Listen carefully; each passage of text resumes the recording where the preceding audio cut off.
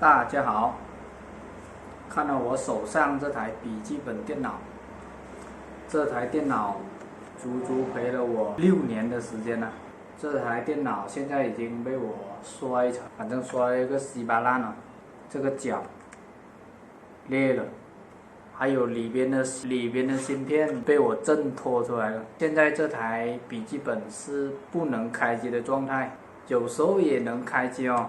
开机的时候它是蓝屏的，一片模糊，什么都看不到。我现在没钱买电脑，现在很缺电脑用啊。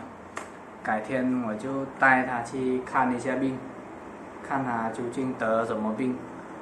我记得这台电脑是大学的时候买的，花了我4000块钱哦，用到了现在算值了吧。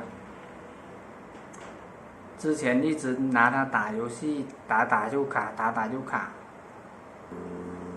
这台电脑的配置是酷睿 i5 的，运行内存4GB， 什么机械硬盘512GB， 挺大的。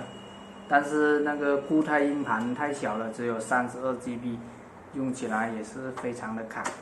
现在最标配的电脑，固态硬盘的话至少都要256G 了，32GB 的内存运行起来，现在的软件更新的太快，用起来也可能垮得很快啊，出现闪退的情况也是很正常。